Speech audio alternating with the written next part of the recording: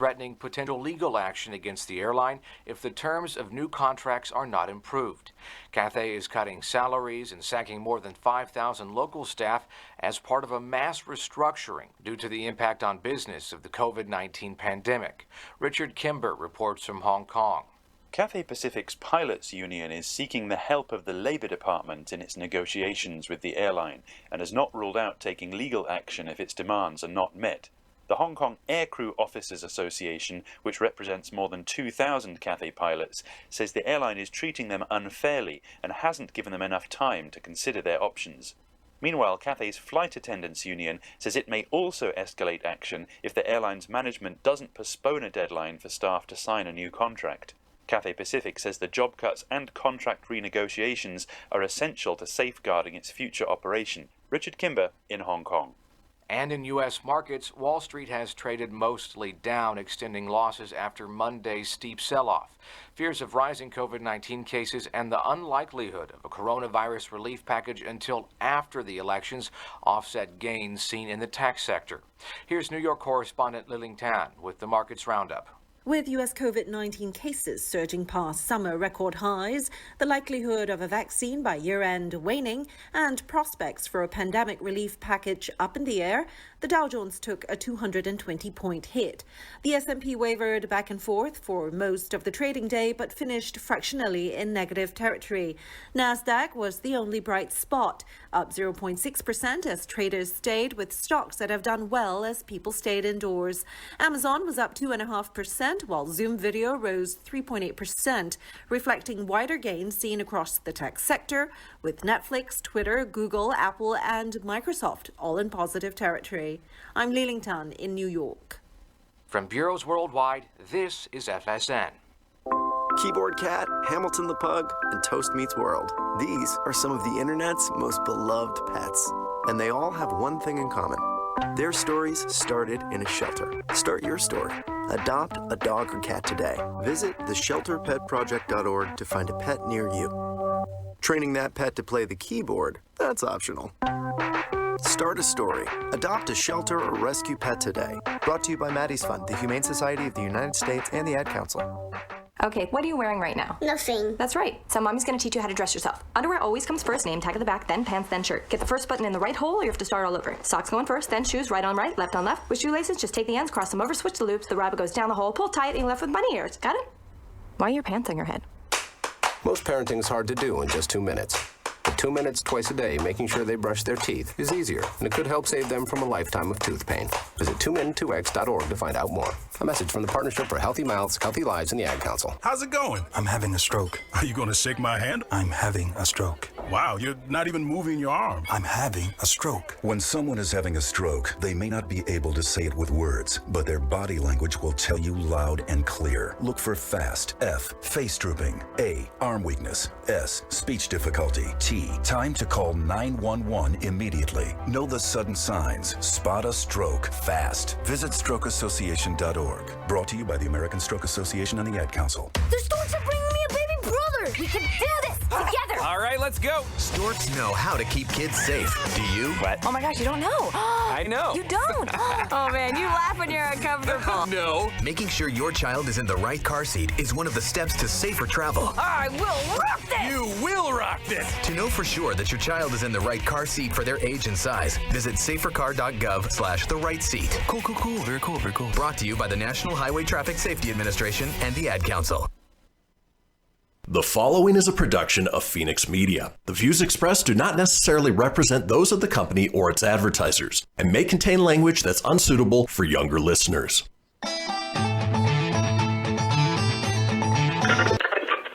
Laugh it up, fuzzball.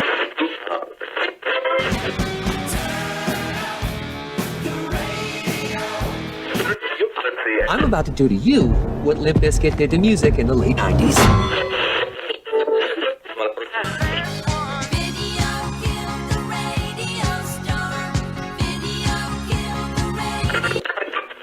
Surely you can't be serious. I am serious. And don't call me Shirley. Here goes the last DJ. Gentlemen, I wash my hands of this weirdness.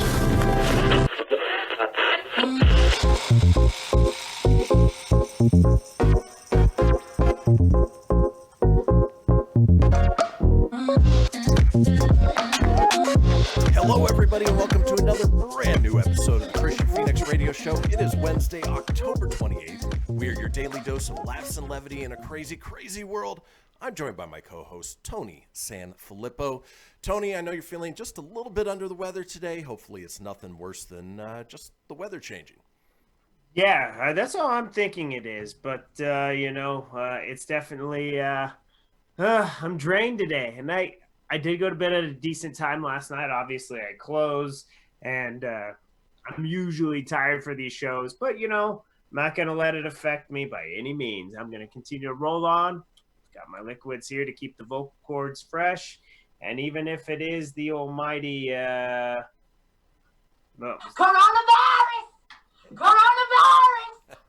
Even if it's that, it ain't going to take me down. It just put me down for like 2 weeks from work, if that's a worst case scenario. So I'm hoping I don't have it.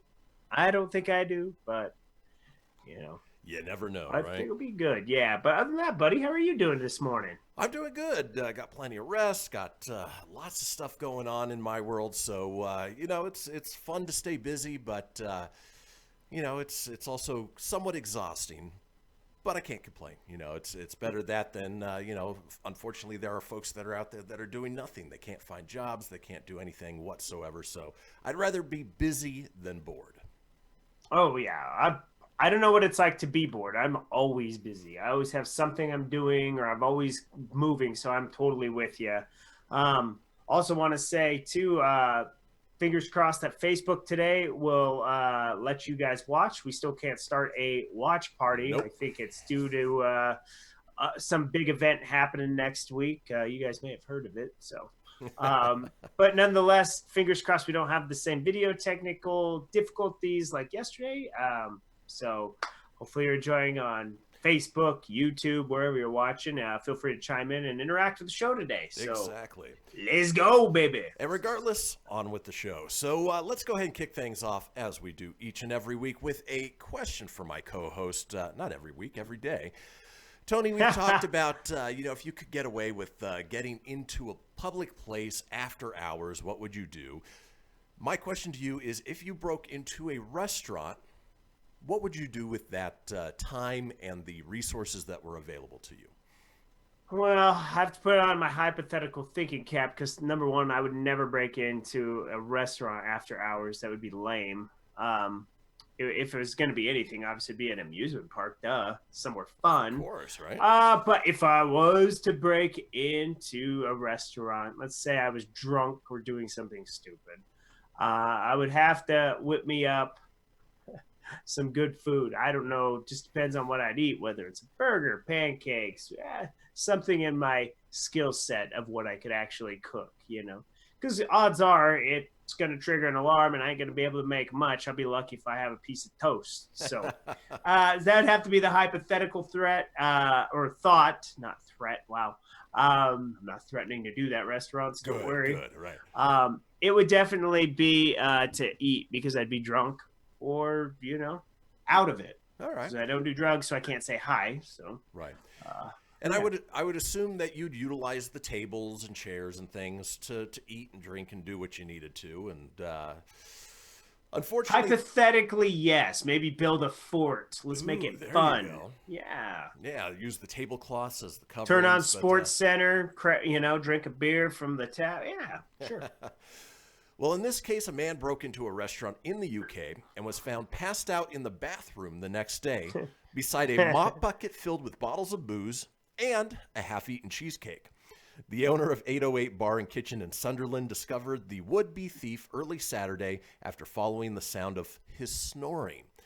The owner said, "We opened the toilet foyer door, and there he was, our very own Sleeping Beauty, knocking out some Z's and leading us to his very position thanks to some very hefty snoring." CCTV footage had showed two men in fluorescent jackets and face masks breaking into the eatery and grabbing what they could, which unluckily for them was not a great lot, as they are currently closed. They stacked up a cleaner's mop bucket full to the brim with beer, cider, soft drinks, and possibly the most bizarre swipe of them all, a half-eaten cheesecake slapped straight onto the top of the bucket. Okay. Hey, when you gotta have sweets, you gotta have sweets. Around 2 a.m., one of the shoplifters dashed out of the restaurant. As staffers continued to scan the footage for the second thief, they heard a strange sound, which turned out to be his snoring. So, if you need some food and a good place to sleep, I wouldn't recommend the bathroom floor of a restaurant, but I think they had maybe the right idea if they weren't worried about being caught. So either way, just strange things that happen in this world. It's weird to think that really happens. It does. And like you're not going to get caught. I mean, that's the one thing that blows my mind. What are you going to do when you get busted? Oh, sorry, I didn't know who I was. Right. You're in trouble regardless. And I think they probably knew they were going to get busted. So who knows? In any case, it's, we like to highlight the strange and the unusual here at the top of each show. Speaking of today's show, we have a wonderful show lined up for you today. It is Wednesday. Let's talk about today's show, shall we? Hump Day! Yeah! Being that it's Wednesday, we have Words Are Hard. We have a segment called Truth Bombs. Our call-in topic is your Halloween routine. What do you do to get ready on Halloween night? We have sugar-free gummy bears. If you listened either late last week or early this week, you sort of know where that's going. We have This Day in History, and up next, Tony is here with the entertainment news. Folks, don't go anywhere. We'll be back in a few.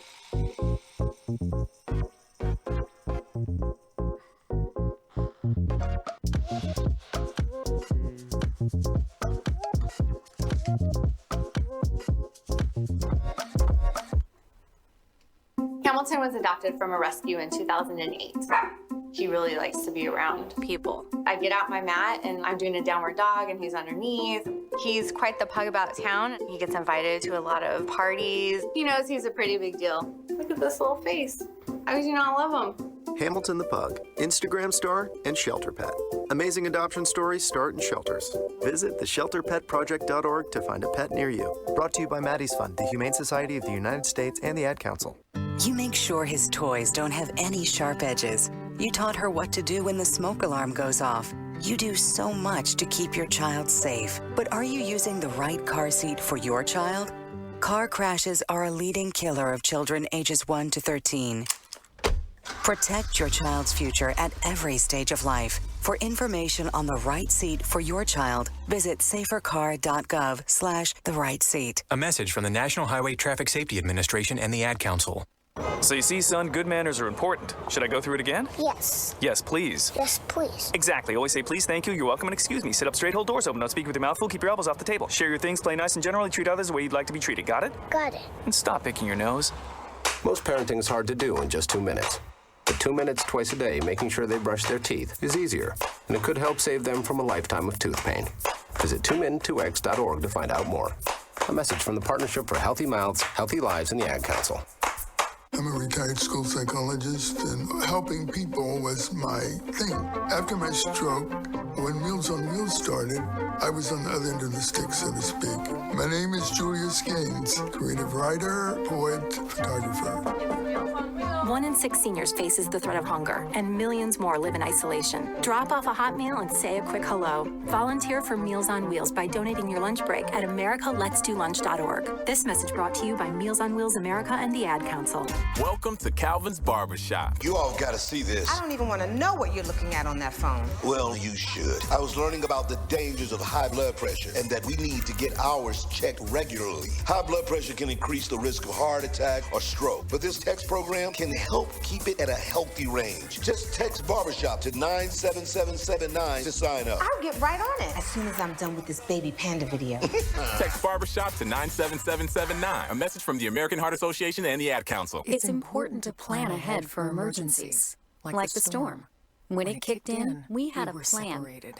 We were able to get in touch with each other in no time. I had no idea how to find each other. The whole experience was fine. the most frightening 10 hours of my life. If there's one piece of advice I'd offer other moms out there, it's to stay calm and keep to the plan. Message. Some parents plan ahead, some don't.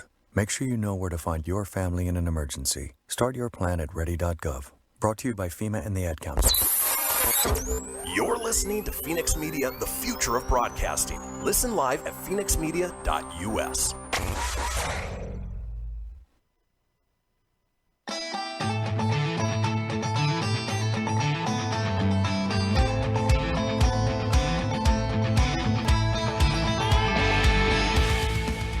Get everything you need for the Kristian Fenix radio show over at phoenixmedia.us or on Facebook at facebook.com/Fenix Media Radio. Now back to the show.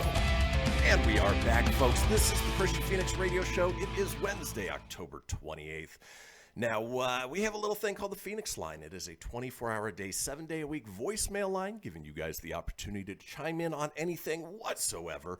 Perhaps you spend a night in a restaurant on a bathroom floor with a half-eaten cheesecake at your side. We want to know about it. That number, 855-FENIX-RADIO. That's 855-FENIX-RDO or 855-336-4973. All we ask is you keep it entertaining. We'll compile those together and put them out in a future show. Now, it is the second segment of this show, and you know what that means. Tony's here with the entertainment news.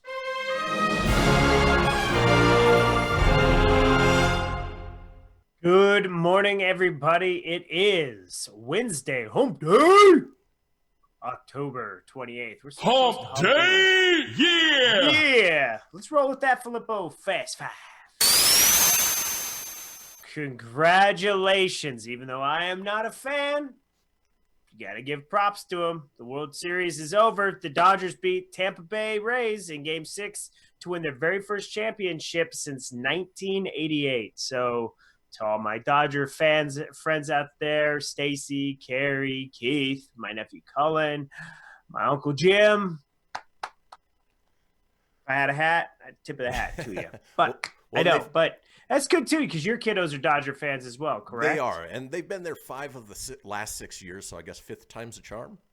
Hey, yeah, you know, but nonetheless, stoked from NL Best, you know, the NL West there. Right.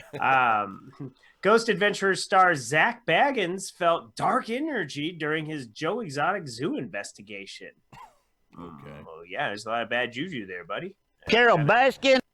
I don't think she's there, but Des Bryant is back into the football world. He was signed to the Baltimore Ravens practice squad, so it's only a matter of time before the former Dallas Cowboy receiver joins the team. So he said he's blessed and happy to be back in. So still no Kaepernick there, but good old Kaepernick does have a Netflix show coming out. Netflix cast Jaden Michael of Netflix Vampires vs. the Bronx to play young Colin Kaepernick in this limited series. Meh. It did, you know, no offense. It just doesn't really. Well, and for folks listening, was it going to be like My Life is Chris? Yeah. Or Everybody Hates Chris, whatever yeah. that is. Is he going to narrate it? I don't know. But, you know, people listening all over the country, Tony and I actually grew up here in Reno, Nevada, and Kaepernick went to the University of Nevada. He was a huge star. He was just inducted into the University of Nevada Hall of Fame, which I think he rightfully deserves for that. Absolutely. In the NFL, he was a lackluster player. Regardless of how you feel about his politics and what he did on field, he was no better than any other backup that's out there right now. Yeah. Well, and obviously, you know, either he's still blackballed or he's blacklisted is probably a better term. So racist. Or he's just not good enough, because, I mean, there's a lot of spots. The Dallas Cowboys could definitely use some star power at the QB position right now. With Dalton going down, they don't have anybody. They have a no-name guy, so eek. Yep. Leak out in Dallas. Lastly, in the Filippo Fast Five, Gwen Stefani and Blake Shelton just announced their engagements, and fans are going BANANAAS on social media. In a post on Instagram, Stephanie, wow. Stefani shared a photo of the pair kissing while holding her hand up to show the engagement ring. And Shelton in the post wrote, "Yes, please." She then included emojis and a pair of hands. So congratulations to Gwen Stefani and Blake Shelton. They are getting married. And I think you added one extra NA, so it's banana. A-N-A-N-A. I just read what was on the screen. Banana teleprompter, baby.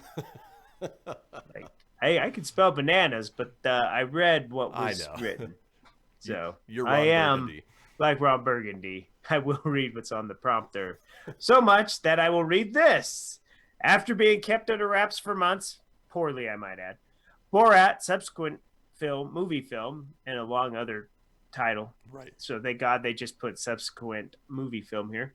Debuted today is really wow. Words are hard today. Thank God it's Words Are Hard Wednesday. And here's on Amazon Prime Friday. Here's a little hint that Words Are Hard is all about Filippoing today. So oh Jesus. Yeah, it's hard. It's extra harder today when I don't feel like my 100%. Right.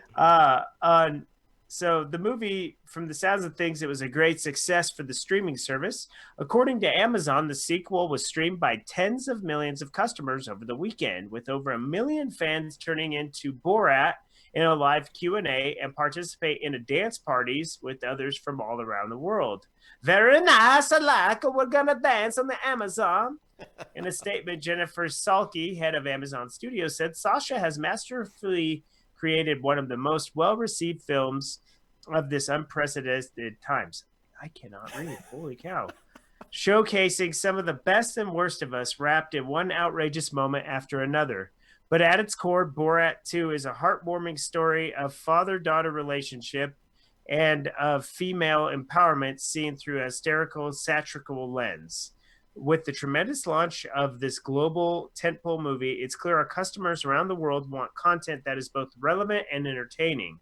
The film follows Borat, the now disgraced Kazakhstan journalist who must return to America amid the insanity of 2020 elections and COVID-19 pandemic to deliver his daughter as a gift to Vice President Mike Pence.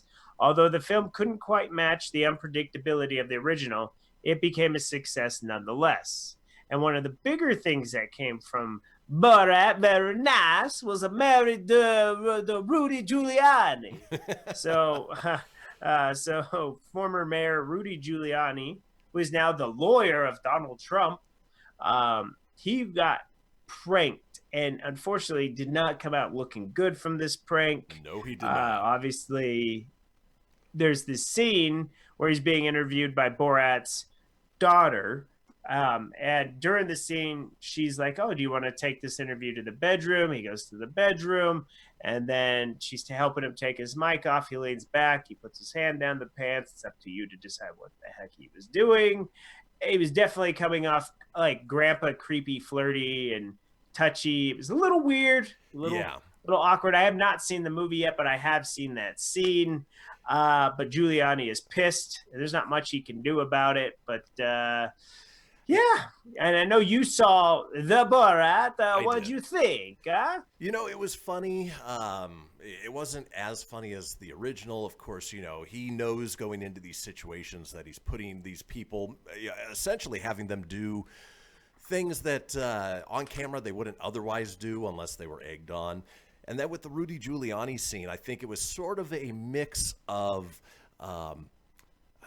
yes, him being creepy. I mean, there is no doubt there. But then also some liberties with editing to make it look like he was being even creepier than he probably was, especially when they were in the bedroom. And he was tucking his shirt back in. And, of course, they edited it in a way that it looked like he was touching himself. But, it is, again, that sort of mix of editing makes all the difference in story narration, but I don't know, it was funny nonetheless, and if you take the politics out of it, you just gotta sit back and appreciate it for what it is. Very nice. You like? You ready to do the time warp again? Maybe Oh, so Tim Curry is going to join the Rocky Horror Tim Curry is going to join the Rocky Horror Picture Show Halloween live stream. According to The Hollywood Reporter, Curry will be joined by his co-stars from the 1975 film Barry Bostwick and Nell Campbell, who played Brad Majors and Columbia respectively, for a live stream of Rocky Horror. They'll also be joined by Wilder Valderrama, Lance Bass, Rosario Dawson, Jason George, Seth Green, Jason Alexander, Taylor Schilling, and David Arquette, among others. As for music performances, will be provided by the Dresden Dolls, Miss Peppermint, Eliza Gonzalez, Josh Gad, Ben Barnes, Jenna Ushkowitz, Rachel Bloom, Karen Olivio, Melissa Jarrett Winker, Madison Uphoff, Callan Chase, and Rumor Willis. I've only heard of a few of those people. But you don't have to you do have to donate to view the live stream, which goes live 10 p.m. Eastern on Halloween night, but there's no minimum amount required, so you can probably donate $1 and you'll be fine. Curry has scaled back from live appearances since suffering a stroke in 2012, focusing instead of voice acting and animation in video games. In 2016, he portrayed criminologist and expert, the film's narrator in Fox's live televised version of Rocky Horror. So if you're fans of that, like I know Lacey and it's really just Lacey's the only one I could think of. Right. That's a fan. I'm not personally a fan of it, but if you are, Tim Curry's coming back, and I think that's pretty damn cool. There you go. We went back over the weekend and attempted to watch it. I hadn't seen it in a while. And aside from the timeless musical numbers, the acting is so bad. So bad. Let's time up again. All right, lastly, before we get to the birthdays, it's going to be a football news. Antonio Brown officially signs with Tampa Bay Buccaneers. The crazy wide receiver signed his contract Tuesday morning. The one-year deal includes a $750,000 bonus per trade base salary, worth a max of $2.5 million. He has to earn incentives. Basically, he has to be a performing player.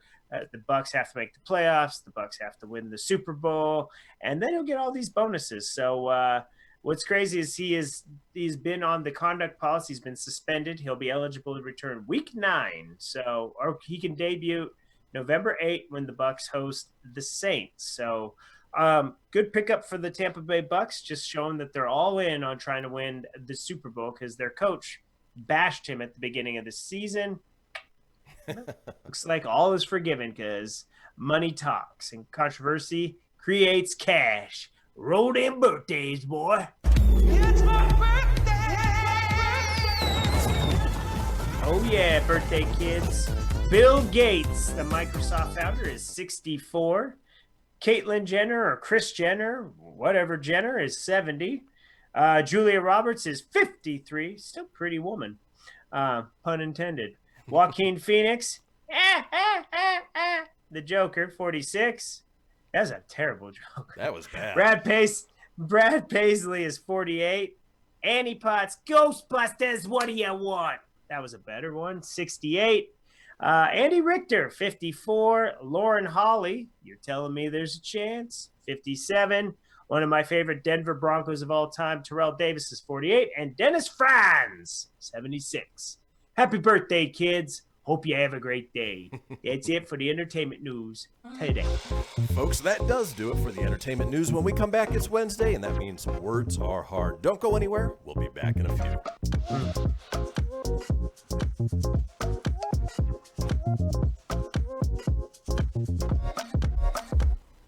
I spend a lot of time in the backyard, and I'm the center of attention at summer barbecues. In '96, I made some of the tastiest s'mores. And in '09, it was me, your backyard fire pit, that accidentally started a wildfire when a summer breeze carried one of my embers into some dry brush. Spark a change, not a wildfire. Visit SmokeyBear.com. Brought to you by the U.S. Forest Service, your state forester, and the Ad Council. Only you can prevent wildfires. Hope you enjoyed your meal. And I just want to say, he's lucky to have a brother like you. Lucky? Caring for my brother is far from easy. But he's a part of me, like my arms and legs, so I'll be his. No time for tired. Nothing can disable this love. He needs me, but I'm the lucky one, even though I need help now and then. If you're caring for a loved one, visit aarp.org/caregiving for care guides and community. Support for your strength. Brought to you by AARP and the Ad Council. What if I told you that a tornado was going to happen tomorrow, right where you live? that it would touch down at exactly 3:17 p.m. and I told you the exact path it would take, you would of course prepare. You would talk with your loved ones and you'd make a plan today. It's true, I can't tell you a tornado will strike tomorrow, but shouldn't you have a plan anyway? Go to ready.gov/communicate and make your emergency plan today. Don't wait, communicate. Brought to you by FEMA and the Ad Council. This is Mario Andretti. You know me as a race car driver, but I'm also a Meals on Wheels volunteer. I've raced against the sport's biggest personalities, but I've never met more vibrant, amazing people than the seniors served by Meals on Wheels. You can make a difference by dropping off a hot meal and saying a quick hello. So, America, let's do lunch. Volunteer your lunch break at americaletsdolunch.org. This message brought to you by Meals on Wheels America and the Ad Council. This is Mario Andretti. You know me as a race car driver, but I'm also a Meals on Wheels volunteer. I've raced against the sport's biggest personalities, but I've never met more vibrant, amazing people than the seniors served by Meals on Wheels. You can make a difference by dropping off a hot meal and saying a quick hello. So, America, let's do lunch. Volunteer your lunch break at americaletsdolunch.org. This message brought to you by Meals on Wheels America and the Ad Council. People been saying to your friend, get a different face, and posting on their feed, they're super ugly. The things they say to them online are cruel and they're not true. So tell your friend, I'll stand up for you. Don't worry, I know what to do. Know someone being bullied online? You can be a witness and make a difference by letting the world know it isn't cool and by letting your friend know you care. Learn more at eyewitnessbullying.org. Brought to you by the Ad Council. You're listening to Fenix Media. Listen live and explore more great shows at phoenixmedia.us.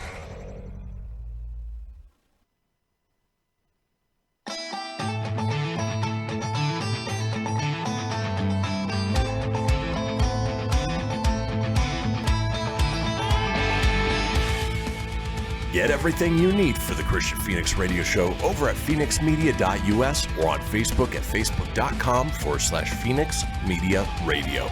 Now back to the show.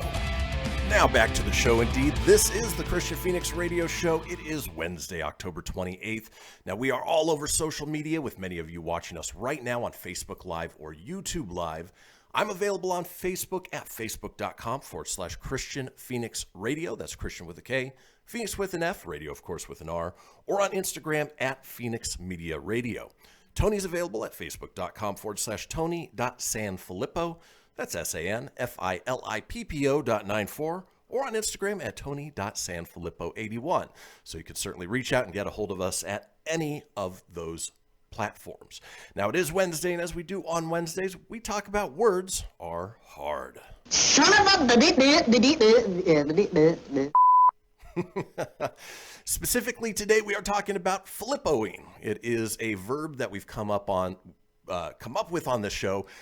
Basically, when Tony's reading and can't quite pronounce a name or a word and doesn't get it quite right, we've dubbed it flippoing, and came up. I did a lot of it last segment. I apologize. Yeah. Hey, that's all right. You know, it wouldn't be live radio without a little bit of stumbling over our own words. Jeez, and it's not even hard stuff. And as we like to say here on the show, words are hard. Speaking of which, I came across a list of essentially filippoed words. These are words that people had read maybe their entire life one way, and when they go to pronounce it, they pronounce it wrong because, you know what, they've never even really heard it. For instance, you have a Twitter user, Pete Pickerill. Well, I almost filippoed his. Yeah. PP Pickerill? He likes to pee-pee. He used to read the word Touche, touche, as touchy, which made the Three Musketeers seem very sensitive and kind of bitchy. So they would touch the tips of their swords and say, touchy. Touchy. They would say touche, but I would probably say it in the tone of this. Touchy. So hand in hand. Yeah, so Touche with the little thing over the E is touche, not touchy. Touche. Moving on with words are hard and filippoed words. You have Twitter user Carrie May who said Hermione, spelled Hermione. I read it as Hermione, until Goblet of Fire, when Hermione teaches Victor Crumb to say her name. And it is one of those ones that I wouldn't have read correctly if I read the books first, but luckily I saw the movie, so knew exactly how to say her name. Yeah, for me, I thought it was, when I first saw her name, I thought it was Hermione or something like that. That's what I used to call her.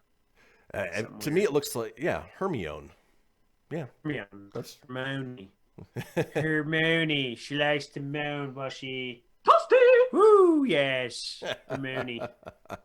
All right, moving on with Words Are Hard.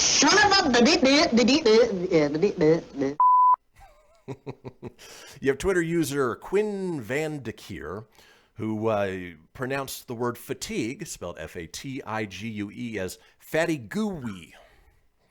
Yeah, I'm feeling fatty gooey, man. You look fatty gooey. Fatty gooey. Words are hard, folks. Yeah, they are. All right. The You have actually actor and real-life Muppet Lin-Manuel Miranda who chimed in on this and said, epitome... As long as she ain't Sweetums. Lin-Manuel Miranda is Hamilton. It's a dude. Oh. But he said... People are hard, kids. He said the word epitome, but like it rhymes with home. So, epitome? Yeah. And again, you know, if you're the English language is so weird that if you look at it, you would pronounce it probably epitome as opposed to epitome, which Lin-Manuel Miranda is the epitome of a real-life Muppet, if it has to be used in a sentence. Moving on with Words Are Hard and Filippoed words, you have Twitter user West Coast Beer Geek.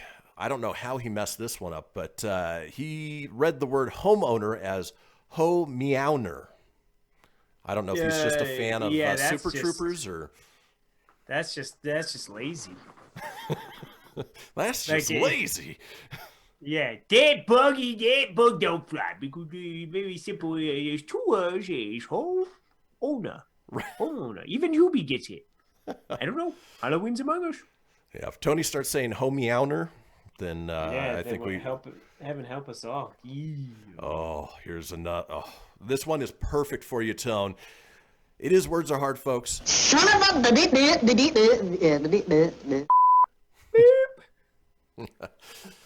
Tony, when he's reading the entertainment news, talks about how when something is being released, it's D-E-B-U-T-E-D. How do you read that as? Debuted. The actual pronunciation. But it's just debut, right? It's actually debuted. Yeah, you don't... Debuted. Yeah. Debuted. Yeah, I butchered that one. Debuted. Yeah, you don't have to add the extra Ted in there. So debuted. Ted. Debuted. This person, Twitter, Mike Vlasic, says, I pronounce it as debut. So Tony's isn't quite as bad. You know, he's not saying debutted, but debuted is... Debuted in my nose. They broke it in my nose, boss. Like a young Michael Jackson? All right. Moving on. I like little Michael. Moving on with Words Are Hard and Filippoed words in this case. Twitter user Parlor Toddler says, in grade school, I had to read the word hors d'oeuvres, which is a hard enough word to read. It's H-O-R-S space D apostrophe O-E-U-V-R-E-S. Too many damn vowels. Yeah, hors d'oeuvres. And they pronounced it horse doovers. Okay. Tony, would you like a fine selection of horse doovers? Only with a little side of Chianti, please. It sounds delish. Thanks. Why is there a fly in my glass? No, it's all those horse doovers. No. Yeah, they're so rude. They debuted on the dome. Moving on with Words Are Hard.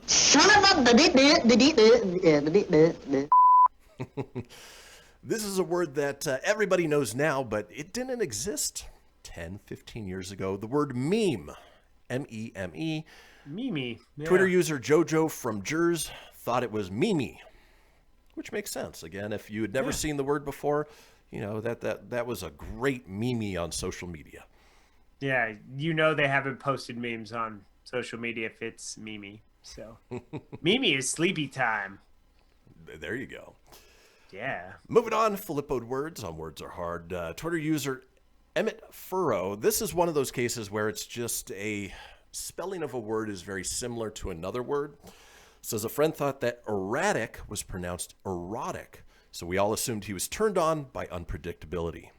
That makes sense. Yeah, you gotta be close to that, yeah. Oh, right. It's an erratic movie. Ooh, I hope it,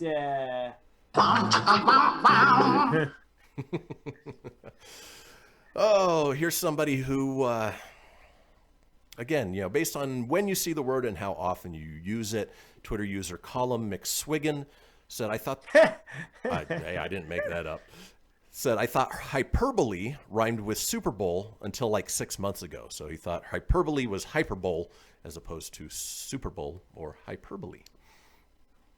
Okay. Didn't quite rhyme like Super Bowl, but all right. Yeah.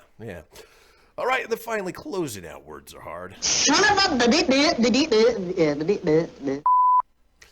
With Filippo words, you had Twitter user Nayera who said chic, spelled CHIC.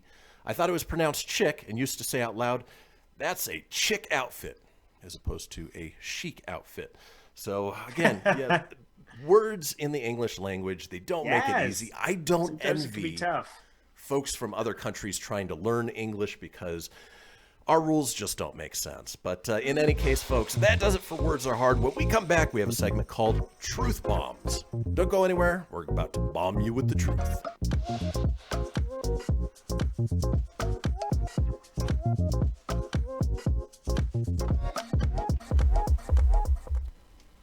People been saying to your and posting on their feed, they're super ugly. The things they say to them online are cruel and they're not true. So tell your friend I'll stand up for you. Don't worry, I know what to do. Know someone being bullied online? You can be a witness and make a difference by letting the world know it isn't cool and by letting your friend know you care. Learn more at eyewitnessbullying.org. Brought to you by the Ad Council. Keyboard Cat, Hamilton the Pug, and Toast Meets World. These are some of the internet's most beloved pets. And they all have one thing in common. Their stories started in a shelter. Start your story. Adopt a dog or cat today. Visit theshelterpetproject.org to find a pet near you. Training that pet to play the keyboard, that's optional. Start a story. Adopt a shelter or rescue pet today. Brought to you by Maddie's Fund, the Humane Society of the United States, and the Ad Council. Allison is perfect. I mean, she'd never tell you that. She's humble and perfect. She likes everyone. She even likes her untidy roommate's weird guinea pig. Allison, wait, are you texting and driving? Allison, no. That's the exact opposite of what I was just saying about you. Why, Allison? Why? Texting and driving makes good people look bad. Visit StopTextStopWrecks.org, brought to you by the National Highway Traffic Safety Administration and the Ad Council. We are live outside the home of Joe and Rosie Goddard, where a pretty big tickle fight broke out just minutes ago. Sources say their father instigated the laughter. Let's go inside for a comment.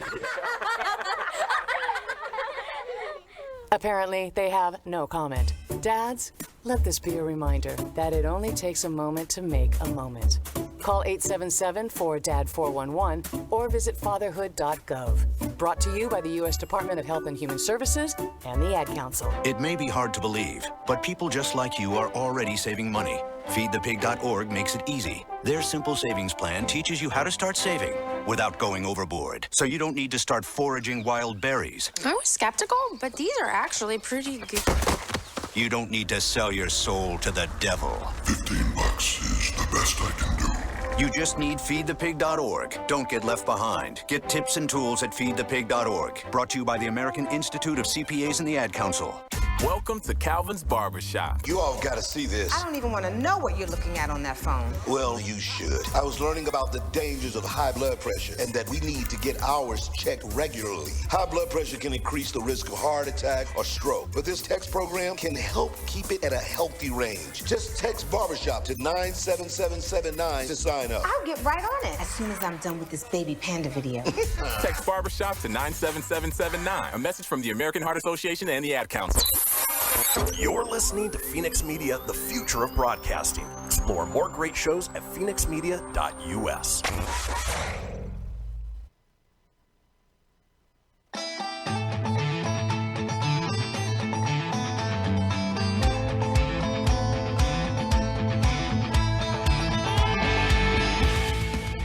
Get everything you need for the Kristian Fenix radio show over at phoenixmedia.us or on Facebook at facebook.com/Fenix Media Radio. Now back to the show. And we are back, folks, to the fourth and final segment of the first hour of today's show. There is still plenty of show ahead with our second hour here on a Wednesday, October 28th. Now, if you did miss a portion of this show or you want to go back and catch up on any of the previous shows, head over to phoenixmedia.us. Click on the sorry, Tony's laughing, threw me off. Click on the show's link, scroll on down to the Kristian Fenix radio show.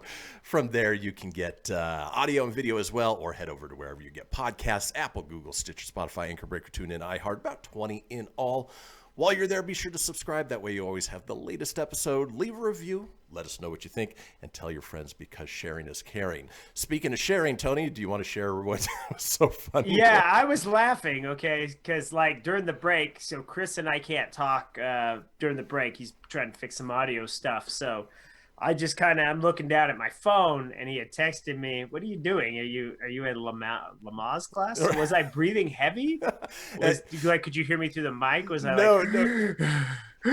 Or did I just look off because this is how I look during the break. So this is what Kristian sees, what you guys see on the screen. No, it was actually the first break. You were almost looking into the camera going, yeah, dude.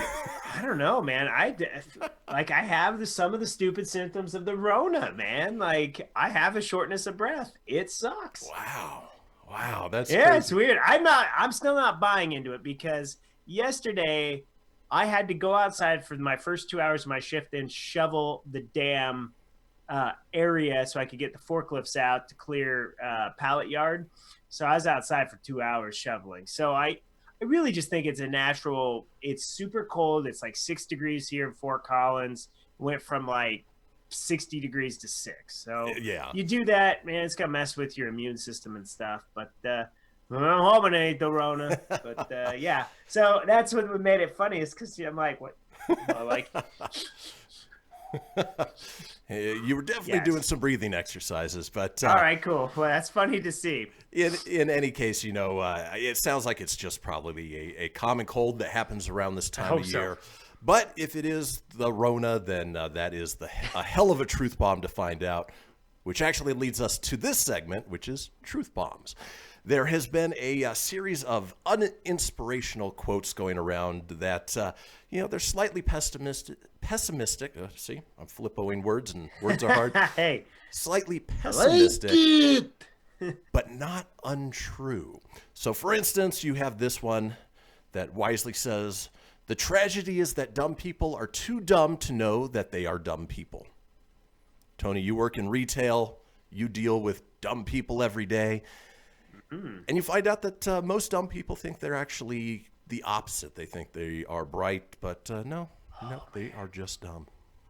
Yes, it happens all the days, as they say. No names given, but yeah, there's somewhere they think they're right. Oh my gosh. And then they try to tell me a story why they're right. Okay. Usually doesn't work out, no. Yeah, and I do that a lot to Tara. I think I'm pretty smart, but then when I talk to Tara, our payroll clerk, I'm sure she thinks I'm a Goomba. Just she always gives me that look. She gives me that look like, okay. So, hey, Moving on with Truth Bombs, you have this one that says, "Sometimes it's sad to look up and see everyone staring at their phones, but then I remember how glad I am that they're not talking to me." I actually very much appreciate that sentiment, especially on airplanes or out in public places. I'm getting ready to travel over the weekend to see my boys. Same thing. I would rather be on my phone, head down, headphones on, than somebody trying to chat at me. And you know what? Just leave me alone for now. I'm weird. I'm like that too on the plane. Like, I'm a super social guy, but on the plane, I don't like to talk to people. I also like, as weird as it is, so coworkers, don't take offense to this if you're watching, but like in the break room, I typically don't like to talk. Like that's just 30 minutes I have to just shut my brain down because I only get 30 minutes. I don't get anything else in a 9-hour day, just 30 minutes. So I don't necessarily like to engage in a lot of how's your day? How's that going? I will, and I'll be really nice about it. I don't like to. I like to. My friend Annie just tells me, she's like, just bring your earbuds in, put it in. But even when you have earbuds in, people still will talk to you. They still just go. They don't. I know. They don't see it. They just go with it. So it's frustrating. And when I worked in an environment where I had a lunch break, I was the same way. It got to the point where I would sit there and try to just be in as much silence as possible. I didn't want to talk about work. I didn't want to talk about anything because I spent all day talking. It got to the point where I would spend my lunch breaks in my car. I would just sit in my car, turn on a podcast or some music, and just sit back and relax because I got tired of people attempting to talk to me about work, which is even worse, when you're on your lunch break. So, Tony, I think you're still on mute. Sorry, I clicked a weird button there. What I was saying is, like, it's not that we don't like to talk. We do it for a living. But, dude, when you only have, like, that little window to just woo-saw and come down and decompress, that's a great time. Yeah, it's time to recharge your batteries. All right, moving on with Truth Bombs. Here's one that, again, makes perfect sense.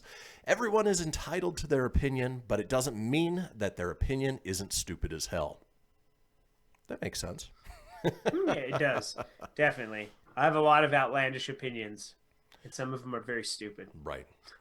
Or there are growing global opinions that are very stupid, like flat earthers. And if you are a flat earther, please chime in. It is flat, dude. I want to debate this all day long. K.O. Nope. Did you hear the K.O.? I did. K.O. It's flat-landed, baby. And that reminds me of the I don't really think that, but no, I know. The common saying, opinions are like assholes. Everyone has one, and they all stink. I haven't heard that last part added to it. I've heard the old adage, but I do like that additional line, though. Very nice, I like. Let's make a sexy time. Moving on with Truth Bombs. Again, another one that just, I'm gonna get a poster with all of these. They've got those inspirational ones that say like courage, and it's like eagles soaring or whatever it is. I'm gonna get these ones. It says, in my heart, I believe that the majority of people are good, but holy crap, the bad ones are very loud and very annoying. Much agreed. Yes. Much agreed. Again, here's another one that I absolutely agree with. Childhood is forcing yourself to nap. Adulthood is forcing yourself not to nap. I appreciate a good nap when I can take one. Unfortunately, during the weekdays, I really don't get that opportunity. So on the weekends, if I can sleep in, do some stuff, take a nap for 20, 30, 60 minutes, I'll do it just because I love naps as an adult. Do you feel good when you wake up from naps? Not if I take like a 2-hour nap. If it's too long, I wake up feeling groggy and out of sorts. But if it's a short, just 30 minutes of sleep, 40 minutes of sleep, I wake up feeling great. That's good. Maybe I need to do that. I always feel like crap after I take a nap, and I love the ideas of taking naps. They sound awesome. Like when I run down, like, oh man.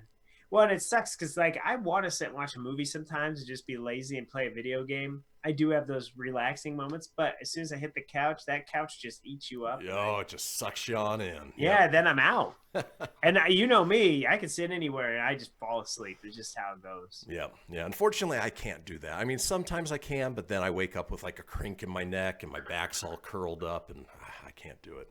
Gives you such a kick in the neck.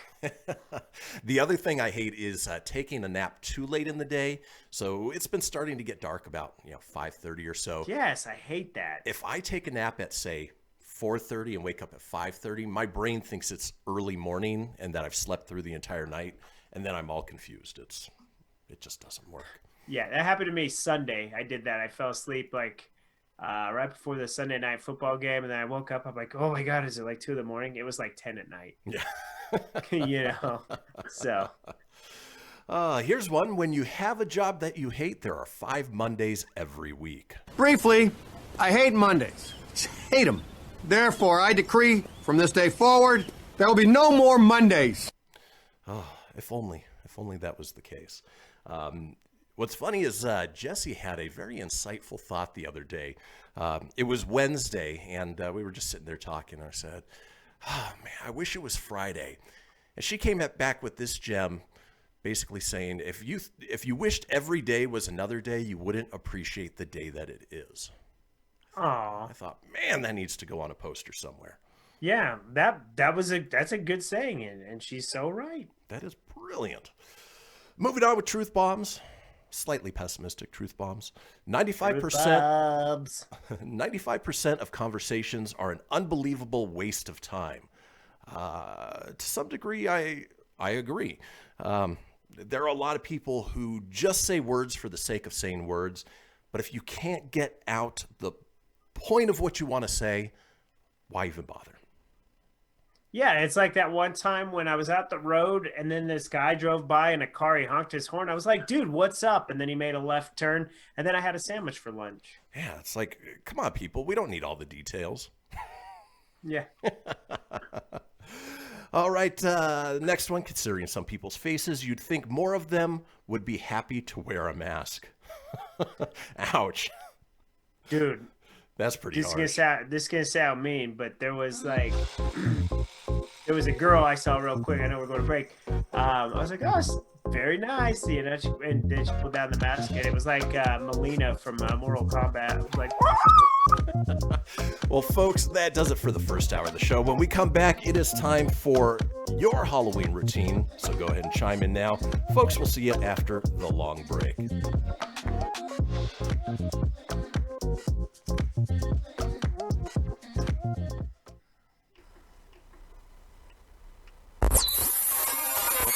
You're listening to Fenix Media. Listen live and explore more great shows at phoenixmedia.us. Keyboard Cat, Hamilton the Pug, and Toast Meets World. These are some of the internet's most beloved pets, and they all have one thing in common. Their stories started in a shelter. Start your story. Adopt a dog or cat today. Visit theshelterpetproject.org to find a pet near you. Training that pet to play the keyboard, that's optional. Start a story. Adopt a shelter or rescue pet today. Brought to you by Maddie's Fund, the Humane Society of the United States, and the Ad Council. Okay, what are you wearing right now? Nothing. That's right. So mommy's gonna teach you how to dress yourself. Underwear always comes first, name tag at the back, then pants, then shirt. Get the first button in the right hole or you have to start all over. Socks going first, then shoes, right on right, left on left. With shoelaces, just take the ends, cross them over, switch the loops, the rabbit goes down the hole, pull tight, and you're left with bunny ears. Got it? Why are your pants on your head? Most parenting is hard to do in just 2 minutes. But 2 minutes twice a day making sure they brush their teeth is easier, and it could help save them from a lifetime of tooth pain. Visit 2min2x.org to find out more. A message from the Partnership for Healthy Mouths, Healthy Lives, and the Ad Council. How's it going? I'm having a stroke. Are you going to shake my hand? I'm having a stroke. Wow, you're not even moving your arm. I'm having a stroke. When someone is having a stroke, they may not be able to say it with words, but their body language will tell you loud and clear. Look for FAST. F, face drooping. A, arm weakness. S, speech difficulty. T, time to call 911 immediately. Know the sudden signs. Spot a stroke fast. Visit strokeassociation.org. Brought to you by the American Stroke Association and the Ad Council. The storks are bringing me a baby brother. We can do this together. All right, let's go. Storks know how to keep kids safe. Do you? What? Oh my gosh, you don't know. I know. You don't. Oh man, you laugh when you're uncomfortable. No. Making sure your child is in the right car seat is one of the steps to safer travel. I will rock this. You will rock this. To know for sure that your child is in the right car seat for their age and size, visit safercar.gov/the right seat. Cool. Very cool. Brought to you by the National Highway Traffic Safety Administration and the Ad Council. Okay, what are you wearing right now? Nothing. That's right. You're listening to Fenix Media, the future of broadcasting. To explore our complete lineup, head over to phoenixmedia.us or like our Facebook page at facebook.com/Fenix Media Radio. From Feature Story News in London, I'm Benji Hire. France and Germany will announce new measures to tackle the second wave of coronavirus. French President Emmanuel Macron is giving a televised address on Wednesday evening, with a full nationwide lockdown being considered. Meanwhile, Belgium is now officially the bloc's worst coronavirus hotspot and could announce a new lockdown this weekend. Lucy Hoff is our Europe correspondent reporting from the Belgian capital, Brussels. France has been hit by a brutal second wave of the virus with an estimated 100,000 cases per day. There is a sense of lockdown fatigue with unrest seen on the streets of Germany and particularly Italy, where water cannons were used against demonstrators in Rome on Tuesday evening, where hundreds turned out on the streets to demonstrate the new restrictions put in place there this week. In Belgium, the healthcare system is now overrun with a peak of 689 hospital admissions in a single day on Tuesday, surpassing the last peak from the first wave in the spring. Medics in the city of Liège are being told to come into work if they've tested positive but are not showing symptoms. The Kremlin has expressed regret that Joe Biden spread hate of Russia. The claim comes as the US presidential candidate called Russia the greatest threat to American security. Julia Chapman has more from Moscow. In his daily call with journalists, presidential spokesman Dmitry Peskov said the Kremlin disagreed with Joe Biden's assessment of the threat of Russia. He said, "We can only regret that absolute hatred of the Russian Federation is spread in this way." The response came a week ahead of the US presidential election. In recent days, some analysts have observed a softening of the Kremlin's position towards Joe Biden, leading to speculation that Russia is expecting the Democratic candidate to win. A Biden administration is expected to take a tougher stance on Russia, but be more willing to engage on arms control than Donald Trump. The deaths of 2 children and 2 adults in a migrant boat in the English Channel should serve as a wake-up call to the UK and France, according to charity bosses. The boat sank off the coast of Dunkirk on Tuesday. Holly Hudson has the details from London. French authorities say a 5-year-old and an 8-year-old were among the 4 people who died when their boat sank trying to reach the UK on Tuesday. Another 15 migrants were rescued, with 8 suffering hypothermia and 2 in cardiac arrest. And the death toll could yet rise. Further searches are still being carried out in the area. The tragedy has been described as a wake-up call by charity Care for Calais, who called the deaths horrifying and urged the French and UK governments to come up with a joint plan to ensure the safety of vulnerable people attempting the dangerous crossing. UK Prime Minister Boris Johnson said the incident was terrible and promised to crack down on gangs, people smuggling. From bureaus worldwide, this is FSN.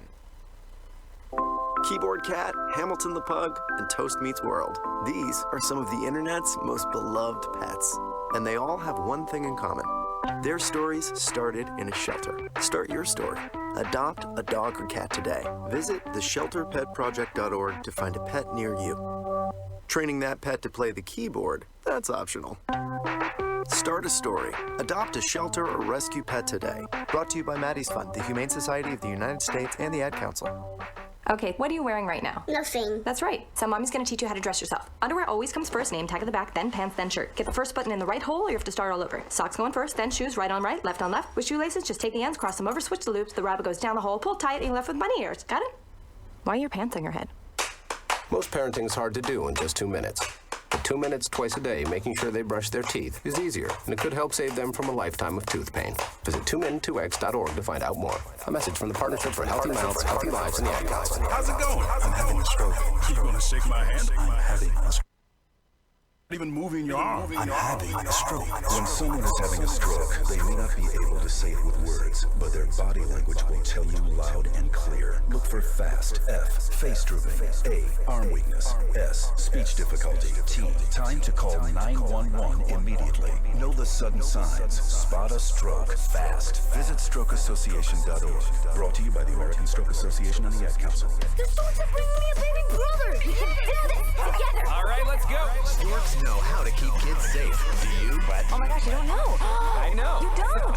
Oh man, you laugh when you're uncomfortable. No. Making sure your child is in the right car seat is one of the steps to safer travel. I will rock this. You will rock this. To know for sure that your child is in the right car seat for their age and size, visit safercar.gov/the right seat. Cool. Very cool. Brought to you by the National Highway Traffic Safety Administration and the Ad Council. The following is a production of Fenix Media. The views expressed do not necessarily represent those of the company or its advertisers and may contain language that's unsuitable for younger listeners.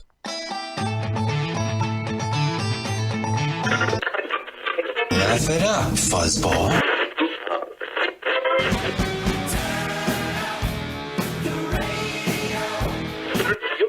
I'm about to do to you what Limp Bizkit did to music in the late 90s.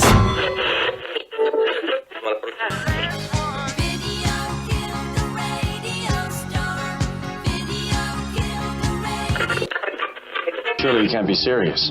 I am serious. And don't call me Shirley. There goes the last DJ.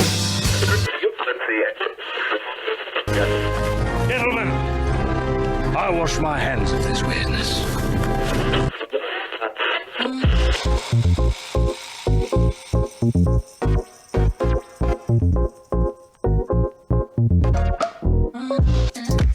Hello, folks, and welcome back to the second hour of the Kristian Fenix Radio Show. It is Wednesday, October 28th. We are your daily dose of laughs and levity in a crazy, crazy world. Still joined by my co-host, Tony Sanfilippo.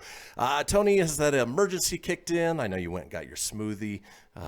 You're feeling under the weather, but you know what? It's Wednesday. We're halfway through the week, and hopefully you can hang in there, at least the next 2 days. Yeah. No, break was good. Got smoothie made. The emergency is still going down. Doesn't taste as delicious, I guess. It's not super refreshing like a Zip Fizz. Right. But nonetheless, it's all good. I did take my temperature during the break. I am like a Nick Lachey 98 degrees, so not bad. I mean, it's a little elevated from norm, but it's no like 100 degrees. Right. Yeah. That would be worrisome, but luckily that's not the case. Oh. So, in any case, it is the interactive portion of the show. I forgot where we were. Yes. This is the point where we ask you guys to chime in on our call-in topic of the day, or interactive topic of the day. And in doing so, we give you the topic the day beforehand, ask you to call the Fenix Line at 855-FENIX-RADIO. That's 855-FENIX-RDO, or 855-336-4973 to chime in with your experience or knowledge based on the call-in topic. The other thing we've added recently is for those of you who do call in and chime in on the call-in topic, you are entered into a chance to win our monthly Fenix Fan Gear prize pack. So you'll get a Fenix hat, a Fenix t-shirt, maybe some other goodies as well, emblazoned with the Fenix logo. So keep that in mind, and at the end of next segment, when it's your portion, we will tell you what tomorrow's call-in topic is. With that being said, today's topic is your Halloween routine. Everybody has a different thing that they do to get ready the night of Halloween. Whether you have kids, whether you don't have kids, whether you plan on handing out candy, whether you plan on going to a party, our routines are all a little bit different, and that's what we want to hear from you guys. Now, Tony, being the bachelor of the show, what has been your routine for Halloween? Well, I usually work, so my routine's pretty damn lame. But back in the day when I was married, we used to go all out, decorate our house all very scary. We always had the coolest like strobe lights, the decorations, and I used to like to wait by the door in a costume and kind of scare the kids. Like not too bad, but enough like just a quick Happy Halloween, something like that. And I would wait for my nephews, and it used to be fun because my nephews expected it every year for me to be at the door. So I'd always find new ways to sneak up on my nephews when they would show up when they were kids. So the routine was always, it was like a whole month's worth of planning. And then it was like the day after the ritual was, we would go to like the spirit store and Target, things like that, and go get as many decorations as we could on clearance. So that way we had stuff for next year's. Mm-hmm.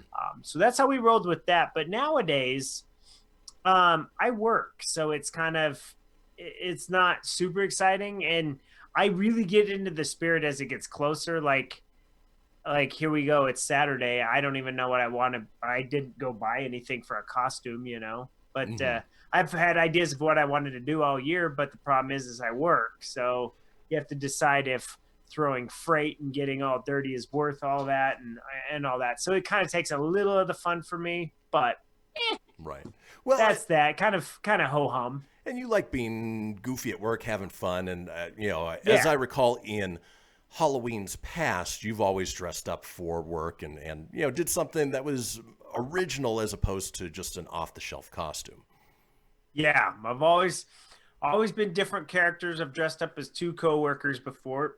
one, I had to be kind of tongue-in-cheek, pretend I was the Swedish chef, when clearly it's not who I was trying to be. But yeah, and that person even confronted me and goes, "Who are you supposed to be?" And I'm like, "The Swedish chef, Borky, Smarky, Borky, hoo. Borky, Borky." That was more of that. But he just gave me a look. But I wanted to say, "I'm you, MFer." He was not a nice dude. So gotcha. Yeah, for us, we love Halloween. Halloween is our favorite time of the year. We got engaged on Halloween last year. We go all out with the decorations and always look to add more. In fact, most of our garage is filled with Halloween decorations. But the sad thing is our neighborhood is not a Halloween neighborhood. We've got very few families in the neighborhood. We're sort of tucked away back in a corner where it's dark anyway, and people are apprehensive to come up. And so we don't really pass out candy, which is sad, but we do like to decorate for it. And then we will go and on years that I don't have my boys, we'll go trick-or-treating with the niece and nephew and, take them around and then come back and watch scary movies and just enjoy it that way. And then this year, I'm actually flying down to Southern California to be with my boys, to which they're not doing trick-or-treating per se, but they are doing a parade, which is kind of cool. They organized it with the city. There's going to be a cop car essentially leading all of these kids dressed up in their Halloween gear through the neighborhoods out onto the streets where people can come out and give them candy from there. Again, I don't know how that differs any from kids going up to people's doors to give them candy, but it's what they figured out. It's more controlled with the police and everything, which makes everyone feel safe. But this year's is definitely really lame for the kids and everything. Not so much being able to go to people's houses. Some counties don't even allow it. So yeah, it's definitely an off year for that. But, in Nevada, I always used to love to do that and then do the Nevada Day Parade the next day, or sometimes you get the parade the day before because the way it falls, the same day. You would trick-or-treat on the 30th because the Nevada Day Parade was on the 31st. It was always kind of weird. That never really made any sense. But, folks, it is that time where we want to hear from you. Head over to our Facebook page, our live video at facebook.com/Kristian Fenix Radio. Click into the video, comment in there with your Halloween routine. Let us know what you do to get ready for the big night. When we come back, folks, it is all about you, so don't go anywhere. We'll be right back.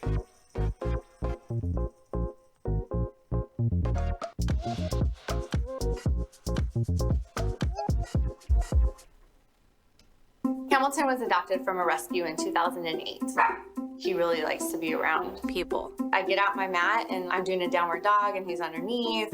He's quite the pug about town. He gets invited to a lot of parties. He knows he's a pretty big deal. Look at this little face. How could you not love him? Hamilton the Pug, Instagram star and shelter pet. Amazing adoption stories start in shelters. Visit theshelterpetproject.org to find a pet near you. Brought to you by Maddie's Fund, the Humane Society of the United States, and the Ad Council. You make sure his toys don't have any sharp edges. You taught her what to do when the smoke alarm goes off. You do so much to keep your child safe. But are you using the right car seat for your child? Car crashes are a leading killer of children ages 1 to 13. Protect your child's future at every stage of life. For information on the right seat for your child, visit safercar.gov/the-right-seat. A message from the National Highway Traffic Safety Administration and the Ad Council. So you see, son, good manners are important. Should I go through it again? Yes. Yes, please. Yes, please. Exactly. Always say please, thank you, you're welcome, and excuse me. Sit up straight, hold doors open, don't speak with your mouth full, keep your elbows off the table. Share your things, play nice, and generally treat others the way you'd like to be treated. Got it? Got it. And stop picking your nose. Most parenting is hard to do in just 2 minutes. But 2 minutes twice a day making sure they brush their teeth is easier, and it could help save them from a lifetime of tooth pain. Visit 2min2x.org to find out more. A message from the Partnership for Healthy Mouths, Healthy Lives, and the Ad Council. I'm a retired school psychologist, and helping people was my thing. After my stroke, when Meals on Wheels started, I was on the other end of the stick, so to speak. My name is Julius Gaines, creative writer, poet, photographer. 1 in 6 seniors faces the threat of hunger, and millions more live in isolation. Drop off a hot meal and say a quick hello. Volunteer for Meals on Wheels by donating your lunch break at americaletsdolunch.org. This message brought to you by Meals on Wheels America and the Ad Council. Hello, Kubo. What have you got planned for today? Come on, this way. Adventure can be found anywhere, but the best place to start is in the forest. It's the most powerful magic there is. Head outside to discover incredible animals. Wow. And beautiful plants that come together to create an unforgettable adventure. So grab your loved ones and explore a world of possibilities. Visit discovertheforest.org to find the closest forest or park to you. Brought to you by the Ad Council and the U.S. Forest Service. My teacher said that we should have a plan in case of an emergency. Do we have one? First thing I'm gonna do is grab a flashlight with dead batteries. I'm going to start randomly throwing clothes in the bag. You two will be hiding in the closet and Dad won't be able to find you. And that's when we both start crying. Uncontrollably. Can you pass the cutlets? Winging it is not an emergency plan. Make sure your kids know what to do during an emergency, who to call, where to meet, what to pack. Search Ready Kids at nyc.gov or call 311. Brought to you by the New York City Office of Emergency Management and the Ad Council. You're listening to Fenix Media, the future of broadcasting. Listen live at phoenixmedia.us.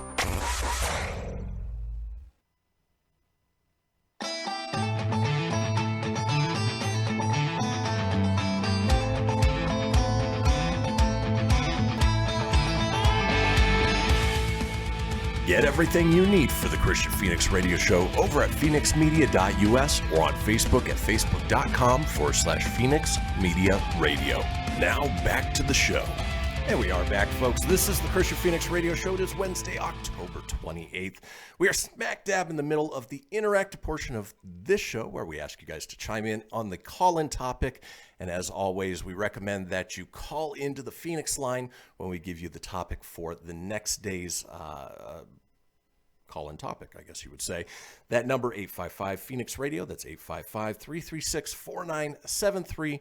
But of course, you can always chime in live on our video, our live video over at facebook.com/Kristian Fenix Radio. Again, that's Kristian with a K, Fenix with an F, radio, of course, with an R. Today we are talking Halloween routines, what you do to get ready for the big night. For instance, we had Kendra chime in, said she checks her dogs or takes her dogs for a long walk. The doorbell and knocking drive them crazy. If they're tired, they bark less. On occasion, there's a chewy bone added into the mix. Can't bark if their mouth is full.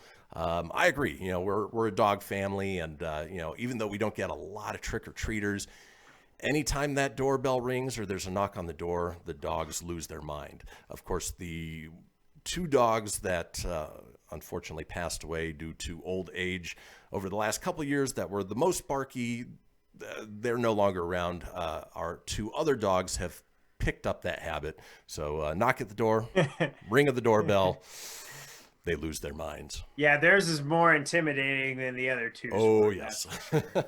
Tony, what about on your end? Has anybody chimed in to say what their Halloween routine is? The Yendras, they chimed in and said they were wishing me well. So the routine is waiting to the last minute to decide if they're going to trick or treat. They scramble to get ready because they never know what the weather's gonna be like in Nebraska. They did just move to Kearney, so hopefully they'll be able to trick or treat in their new neighborhood. They'll get a good feel for how the neighbors are, things like that. So hopefully they'll be able to do that. I'm sure it's going to be cold. It's supposed to warm up around here a little bit. So to what, 13 degrees? Yeah, let's see. I would imagine it's, not bad. During the day, 52 degrees. So the evening low will be 27. So, okay. But you got the snow on the ground still, like even though that's what the temp is, it definitely drops it a bit. So it'll be a little on the chilly side here. So, yeah, it's funny because I've lived all over the country growing up in Southern California where the weather was always nice trick-or-treating. You could wear anything you wanted, all the way to the point where we lived in Minnesota where there were times that it got 20 below with wind chill, 50 below, and your costume didn't matter as much as the protection that you were wearing out and about. So, this time of year is different all over the country, but in any case, it's still fun to get out there. And in this case, this year, the time change doesn't happen until the following day. So, you get a little more daylight, at least for one more day prior to Halloween. Well, just one more. As I mentioned, if you folks do want to chime in, while we're not taking phone calls at the moment, which we will open that up for tomorrow's phone calls, you can always comment on our live video over at facebook.com/Kristian Fenix Radio. Now, while we're waiting for more people to chime in, I pulled up a list of the craziest things kids have gotten while trick-or-treating. We talked about, what BS candies people hand out, but there are even more things that are, let's face it, BS when you're going trick-or-treating. For instance, people who hand out caramel onions instead of caramel apples. Apparently, whoa, really? Yeah, apparently they take the trick over the treat quite seriously. Okay, if somebody's brave enough to say trick, I guess you get what you get. Disgusting. Ugh. Could you imagine biting into that with the expectation it's a caramel apple and finding out it's an onion? No, it'd be awful. Yeah, it'd be the most terrible thing. And on top of that, if I'm a parent, I wouldn't let my kid eat it anyways. Like if it was just somebody, oh yeah, we make caramel apples. Here you go. I would not let my kid eat it. You never know what the hell's in the middle of that thing. Right, razor blades, hypodermic needles. Yeah, nope. I always got a kick out of the people who said, "Oh, you got to watch out for your kids' candy in case somebody snicks, marijuana edibles in there." First of all, those are very expensive. Who would be giving that out to children? That it does not make any sense. But it's all part of the propaganda. Speaking of propaganda, people who pass out pamphlets or Bibles or anything along those lines for Halloween, just stop. If that's what you're planning on doing, just turn off your lights. Pretend like you're not home, because nobody wants that. Even if you are religious or you follow that belief, this is a holiday that's supposed to get away from all that. That's supposed to be more of a fun treat sort of thing. So, do you ever get those growing up, Tone? Yeah, there was some like scripture, like have a blessed day, and there'd be like a candy attached to it, like a sugar daddy or something, but as a kid, you don't care. You just take the candy. Right. Whatever. You almost expect that, the uber religious people, for dressing up as a demon, you're going to burn in hell, but there's still time to save your soul. Most religious people don't even celebrate it. When I was dating a Christian girl, her family didn't celebrate it. Like Halloween was not for them. They didn't do they would maybe like color pumpkins or something. They would do that just to make it seem very Halloweenish for the kids growing up, but they would never dress up, do the candy thing. They never did that. So it's the devil. Yeah. For me, man, Halloween was always awesome. I've always loved Halloween. My favorite holiday by far. Speaking of crazy things that kids have gotten while trick-or-treating, my next-door neighbors used to give out cans of green beans and corn. I learned to stop going to their house real quick. Why? Again, why? No, it's that people cleaning out their pantry. Right. That's what it is. Yeah. What a scary little ghost. You get rice-a-roni. I could just go donate this to the food market, but this is Halloween. Kids are coming to my door anyways. Might as well just get rid of it. Just why not? You look like you need a 10-year-old can of Spam. Here you go. Yeah. What about some easy watching while you sort your candy? Apparently somebody gave out a documentary of the Milwaukee Brewers. First of all, who would want that? Said these people also handed out travel coffee mugs the next year. Why? It does not make any sense. There are certain expectations when it comes to Halloween, unless you are going above and beyond and handing out full-size candy bars. Stick with the huge. Yeah. Stick with the basics. It's exactly. Here's one that apparently they want to make sure that people always have their shoes on right. They handed out shoelaces. Why? Okay. Why? We used to also get another crappy one. We would get was like people would just make popcorn, and they would just put it in a little baggie and just throw a little baggie of popcorn in here. But you could never eat it because it was never like officially sealed, so it never passed inspection. Yeah, unless you personally know that neighbor, I wouldn't trust it. For instance, these people who sort of went one up on that. There was a family that handed out brisket sandwiches. They said weird, but oh so satisfying. They loved that house. Some years it was kettle corn. Other years it was hot dogs or burgers. And the older they got, the food got better. Again, if you trust them and you know who they are, that might be one thing. But just some random stranger house to get a brisket sandwich, no. We used to rip on this dude. He was creepy, man. He was where Cass and I lived. He was like a couple doors down, but across the way to the right. He was the head of the HOA. Just a really odd dude. And I don't know, but he had this thing where he'd ask the parents if it was okay, and they would agree to it. Okay.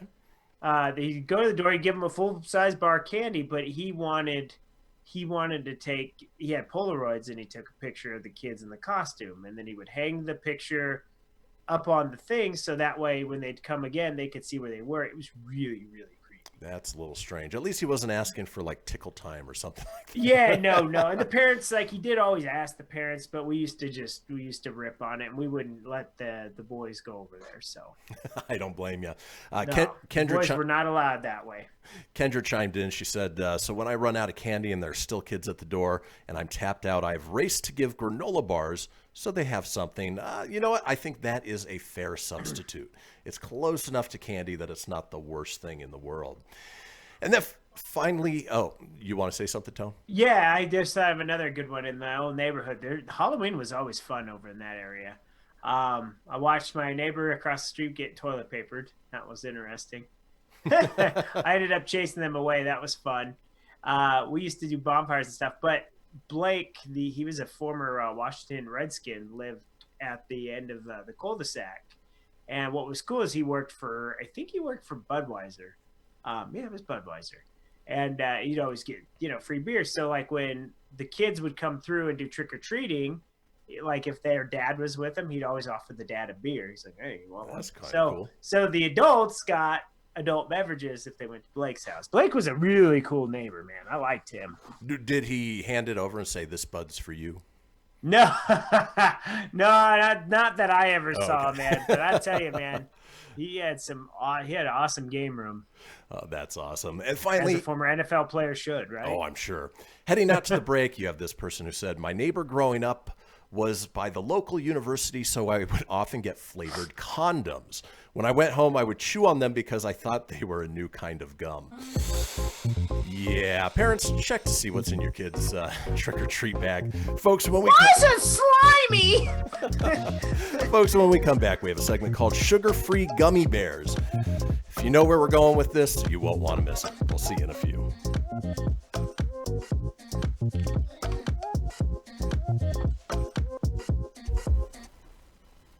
I spend a lot of time in the backyard, and I'm the center of attention at summer barbecues.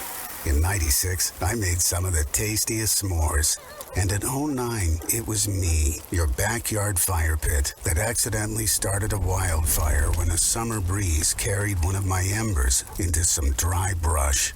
Spark a change, not a wildfire. Visit SmokeyBear.com, brought to you by the U.S. Forest Service, your state forester, and the Ad Council. Only you can prevent wildfires.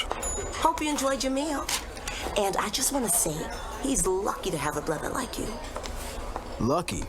Caring for my brother is far from easy. But he's a part of me, like my arms and legs, so I'll be his. No time for tired. Nothing can disable this love. He needs me, but I'm the lucky one, even though I need help now and then.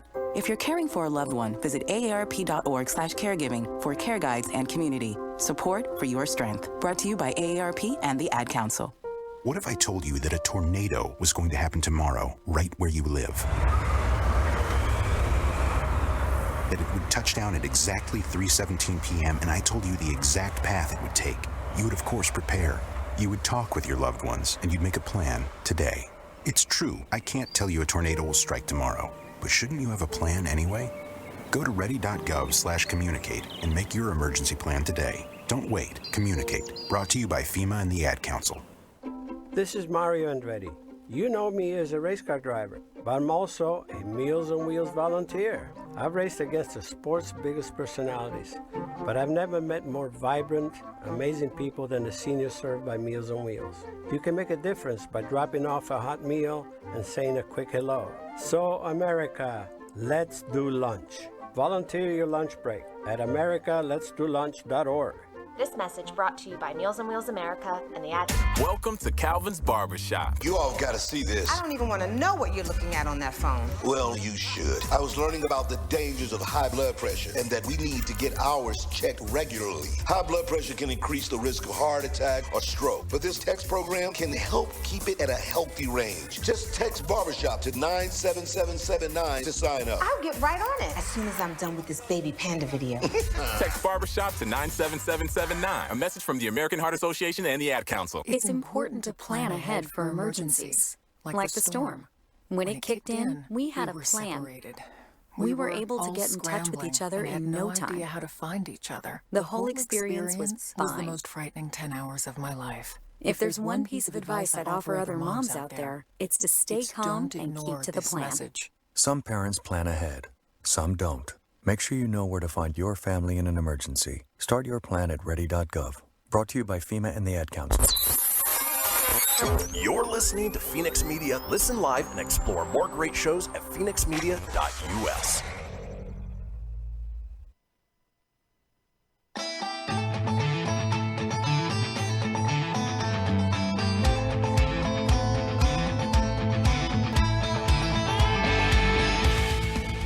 Get everything you need for the Kristian Fenix Radio Show over at phoenixmedia.us or on Facebook at facebook.com/Fenix Media Radio.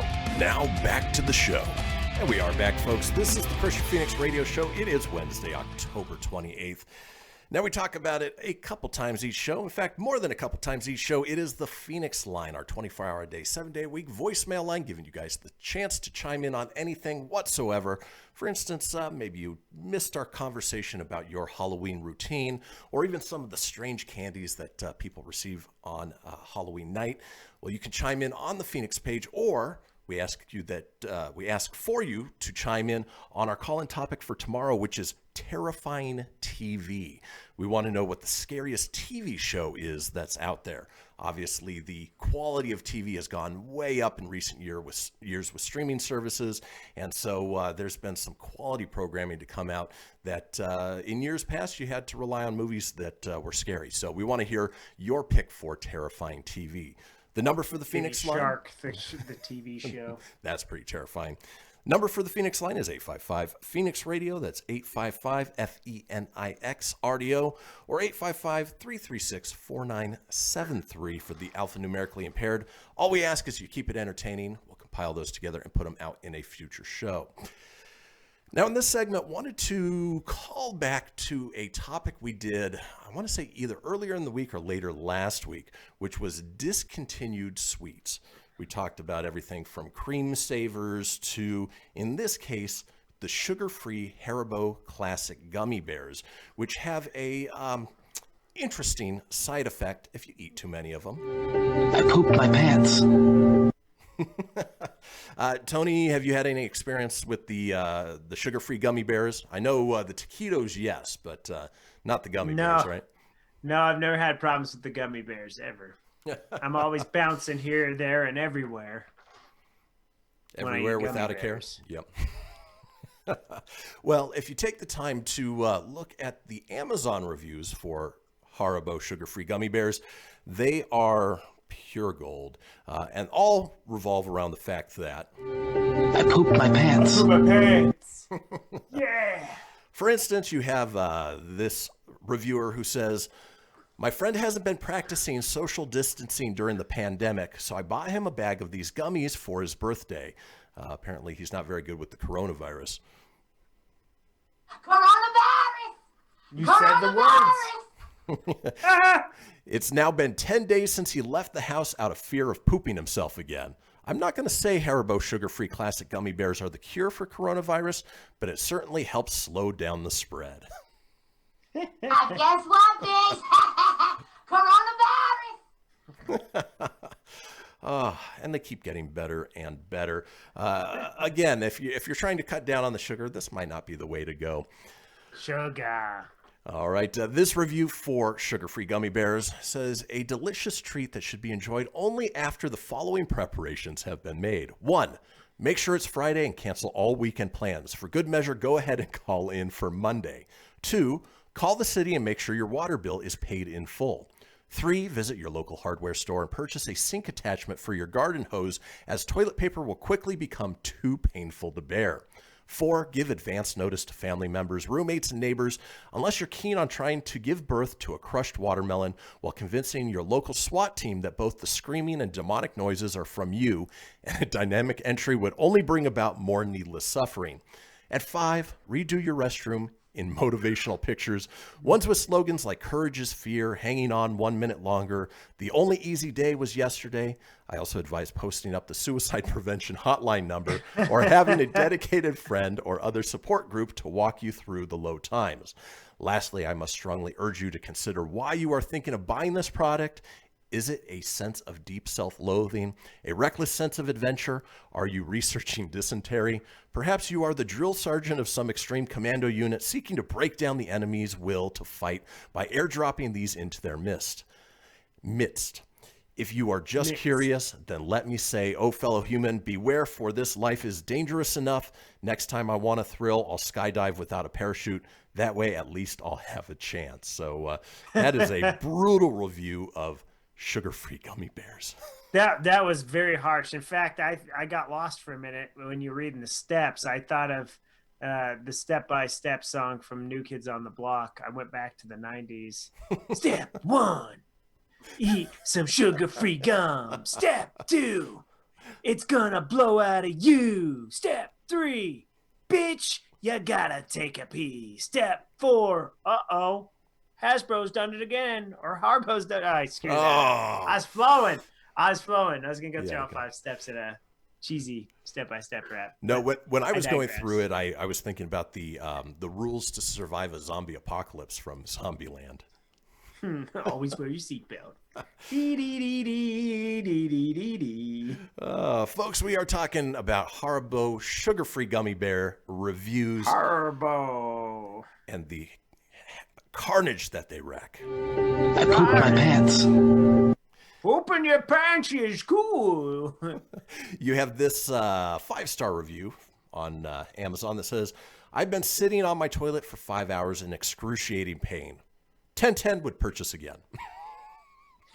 Why?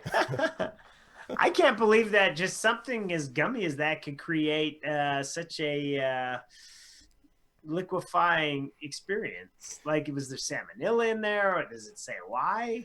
I think it's regular gummy bears don't make you do that. I think it's the mix of the gelatin and maybe the artificial sugars go together to essentially make your stomach a water park. It's bad news. Moving on with sugar-free gummy bear reviews, you have this person who said, sweet, soft, fruity, delicious, and my gastrointestinal tract has never been so sparkling clean. It's true. I mean, if you're preparing for surgery and you don't want to down that gallon of liquid that they make you drink, hey, a bag of these gummy bears, they should do the trick. I pooped my pants. Yeah. Do a little thing, you know. Oh, yeah, that was some sugar-free right there. You have this 1-star review that, again, might work as a great diet supplement. It says, I weighed 189 before I ate these. I am now a skeleton. Just in time for Halloween. Oh, my God!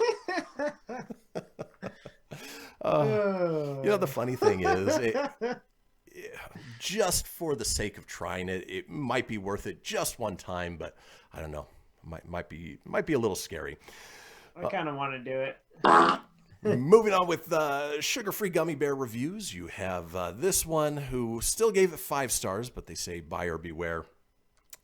I thought the things people said about sugar-free gummies were exaggerated. What a fool I was. I write this in the hopes that future generations will break the cycle and never have to live through what happened to me in the harrowing hours that were to come. That night I lay awake in bed, sweating, farting profusely, and unable to sleep because I had to run to the bathroom every few minutes. The stench was incomparable to anything I had ever smelled before. It was like being anally taken advantage of in reverse. Self-censorship there. Oh my! He's on fire! To pass the time, I read the article about Hiroshima and Nagasaki on Wikipedia. Perhaps I felt a kinship with the victims of the attacks because it was like a nuclear bomb had gone off in my bowels. If regular diarrhea is fat man and little boy, the effect of these villainous bears on my anus was Sarbomba. At one point, I recalled Marlon Brando's monologue from Apocalypse Now, and suddenly I understood everything. If I saw my worst enemy approaching a bowl of these, I would dive in front of it to save them from the horror of what I experienced on that black day. Woe betide anyone who fails to heed my warnings. Wow.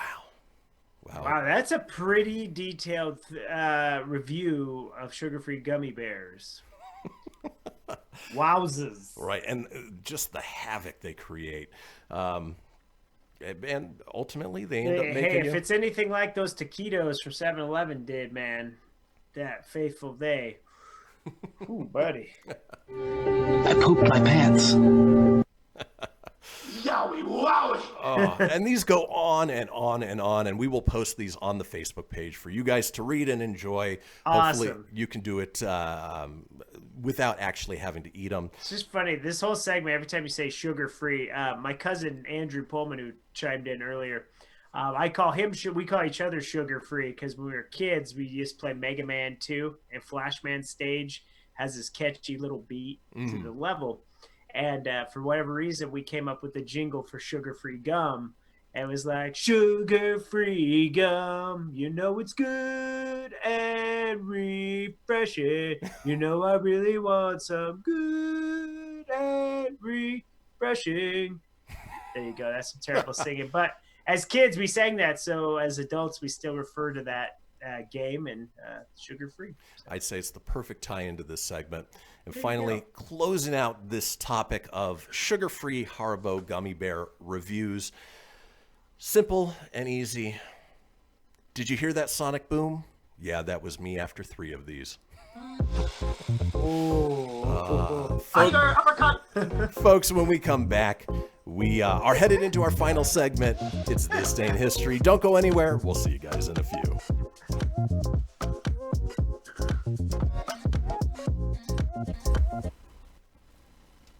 People been saying to your friend, get a different face, and posting on their feed, they're super ugly. The things they say to them online are cruel and they're not true. So tell your friend, I'll stand up for you. Don't worry, I know what to do. Know someone being bullied online? You can be a witness and make a difference by letting the world know it isn't cool and by letting your friend know you care. Learn more at eyewitnessbullying.org. Brought to you by the Ad Council. Keyboard Cat, Hamilton the Pug, and Toast Meets World. These are some of the internet's most beloved pets. And they all have one thing in common. Their stories started in a shelter. Start your story. Adopt a dog or cat today. Visit theshelterpetproject.org to find a pet near you. Training that pet to play the keyboard, that's optional. Start a story. Adopt a shelter or rescue pet today. Brought to you by Maddie's Fund, the Humane Society of the United States, and the Ad Council. Allison is perfect. I mean, she'd never tell you that. She's humble and perfect. She likes everyone. She even likes her untidy roommate's weird guinea pig. Allison, wait, are you texting and driving? Allison, no. That's the exact opposite of what I was just saying about you. Why, Allison? Why? Texting and driving makes good people look bad. Visit StopTextStopWrecks.org. Brought to you by the National Highway Traffic Safety Administration and the Ad Council. We are live outside the home of Joe and Rosie Goddard, where a pretty big tickle fight broke out just minutes ago. Sources say their father instigated the laughter. Let's go inside for a comment. Apparently, they have no comment. Dads, let this be a reminder that it only takes a moment to make a moment. Call 877-4DAD-411 or visit fatherhood.gov. Brought to you by the U.S. Department of Health and Human Services and the Ad Council.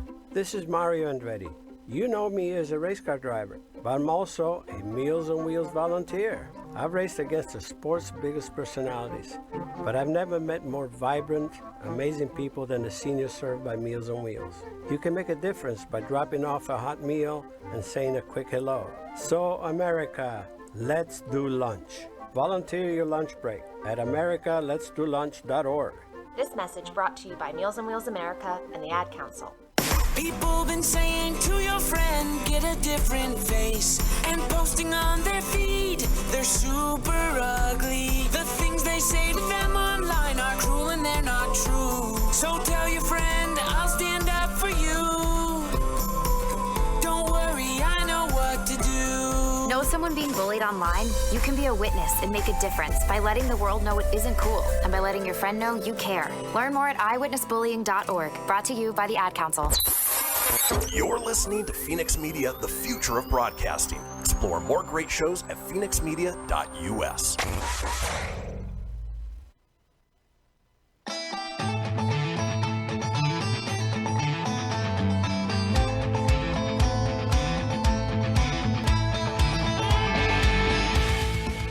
Get everything you need for the Kristian Fenix Radio Show over at phoenixmedia.us or on Facebook at facebook.com/Fenix Media Radio. Now back to the show. And folks, we've made it to the fourth and final segment of the show. Actually, it's the eighth and final segment of the show. But not before we drop a little knowledge on you with This Day in History. Now, if you missed a portion of the show or you want to go back and catch up on any of the previous shows, it's easy enough to do so. Head over to head over to phoenixmedia.us. Click on the show's link. Scroll on down to the Kristian Fenix Radio Show. From there, you can get video, you can get audio as well, or head over to wherever you get podcasts. Apple, Google, Stitcher, Spotify, Anchor Breaker, TuneIn, iHeart, Doozer, Dozer, Geezer, Gozer. Are you a god? Nope. And we're doomed. While you're there, Yes, you are. You are doomed. Be sure to subscribe. That way you always have the latest episode. Leave a review. Let us know what you think and tell your friends. Because why, Tony?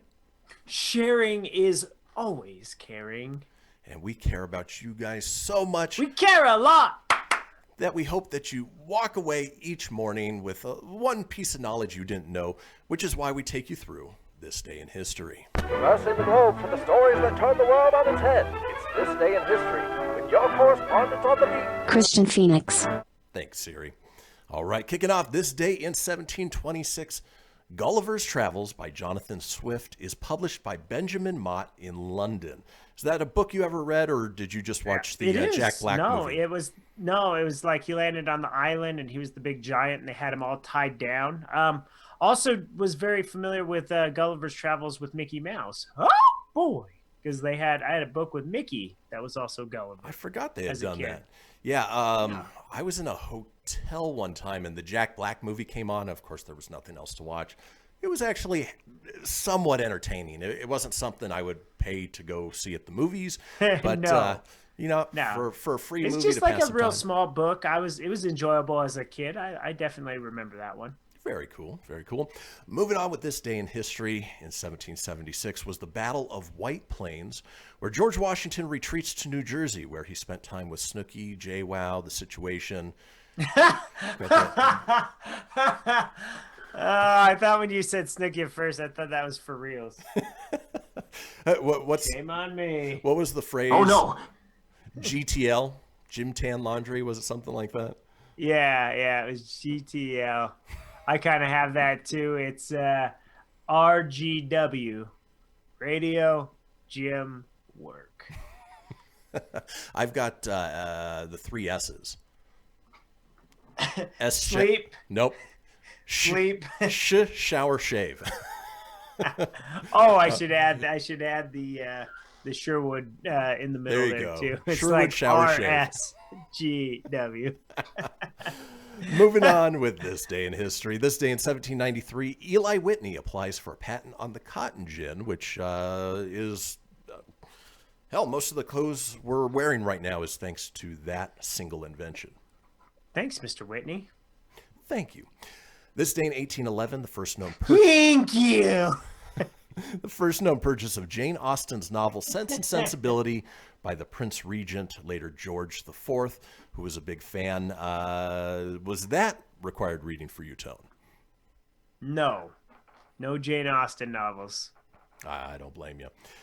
This day in 1831, Michael Faraday demonstrates his dynamo invention, an electrical generator, which I think predates what Edison was doing, what Tesla was doing.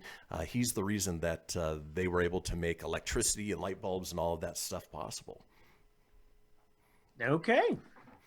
All right. I don't know if this guy is related to the famous one, but this day in 1856, French magician Jean-Eugène Robert Houdin, don't know if he's related to Houdini, performs for Algerian marabouts in Algeria to convince them that French magic is the stronger one.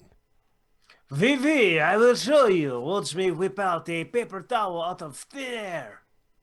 Did you see it? Of course you did. It was magic. It was magical, Tone. It was magic. Abracadabra. It disappeared. Moving on, this day in 1886, the Statue of Liberty is dedicated by U.S. President Grover Cleveland, celebrated by the first confetti ticker tape parade in New York City. That's another name that needs to come back for kids. My name's Grover. I have a big nose. I'm Super Grover. Ah! Speaking of real life Muppets, we've got our own here. You know what's you remember that time when those four guys from New York they spewed a bunch of pink stuff inside the Statue of Liberty and they walked it around New York. They listened to some Lift Me Higher. I mean, higher written higher. Why does no one talk about that day in history? I mean, she did get out. Do you remember she stepped on a few cars? Yeah. Yeah, I remember it like it was yesterday that all happened. Good times. Ghostbusters 2, kids. Ghostbusters 2. This day in 1934, something you never see anymore. Brooklyn and Pittsburgh play a penalty-free NFL game. Now it's quite the opposite of that. Yeah, did you say Brooklyn? Brooklyn. I don't know who. Brooklyn had a football team? Apparently back in 1934 they did. Oh, let's see. Football Brooklyn team. While you're going on, while you're looking for that, I'll move information. Yeah, 1954 Nobel Prize for Literature is awarded to Ernest Hemingway. We've got a couple of books in our crapper from him. Light read. Randomly enough, the Brooklyn Dodgers were also a football team, not just Brooklyn Dodgers baseball, but Brooklyn Dodgers football. Look at that. Yeah, they were around from 1930 to 1943. And then in 1944, they went by as the Brooklyn Tigers. And don't know what they went on to become after all of that, but never, ever knew that.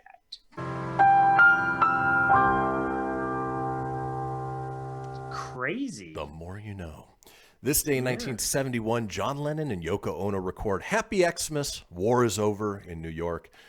Oh, that combination is just... Oh, you reckon Yoko Ono because she your favorite in the world? Far from. Far Yeah, from. she very good. You like her. She poop her pants. And again, magic. Folks, if you are only listening to this and not watching it, it is well worth going back and watching the video because just the magic segment. Exactly. Ready, set, magic. This day in 2001, the indie cult hit Donnie Darko, starring Jake Gyllenhaal, is released. You've seen that movie, right, Tom? I have, yeah. It was weird. It was a weird movie. Definitely strange, but it's like you said, that's the best way to status it nowadays. It is a cult classic. It's one of those that didn't do so well at the time. Right. It was a little odd, but given where it is nowadays, it does still have a popularity and a following behind it. So right, and that creepy version of Mad World that they would play. Yeah, that still sticks with me. Along those same lines of creepy movies that premiered on this date in 2007, B-movie premieres in the U.S. and in the U.K. With Jerry Seinfeld. What is it about the movie about me as a bee? I was looking for Elaine. I mean, what is it about me being a bee? You know what's terrible about that movie is Jerry Seinfeld did not try to mask his voice or anything, so that's all you would hear. Nobody does anymore. You know, it was just Seinfeld as a bee. Well, it's like it's not a bee. It's not a bee. It's like Owen Wilson, being Lightning McQueen in Cars. You know, you can't hear that voice and not picture a giant schnoz on the front of that car. Well, we're making love down Mount Vesuvius. You had mentioned earlier. He does have a big schnauzer, huh? He does. You had mentioned that's Hansel. He's so hot right now. Finally, you had mentioned, Tony, that the Dodgers won their first World Series since 1988. Well, this day in 2012, San Francisco beats Detroit 4-3 in 10 innings in Game 4 at Comerica Park, sweeping the Tigers 4-0 for their second title in 3 years. And Tony, being a Giants fan, I know you remember that. Yes, definitely. It seems like a long time ago, but there was that nice stretch where the Giants were winning all the even series. So 2010, 2012, and then 2014. It seems so long ago. Dodgers fans would not be happy to hear that, but you know what? They got theirs. They got theirs, yeah, and I'm happy for all my Dodger fans out there. So I am too. And then finally, before we let you guys go for the day, we're going to run down a few holidays.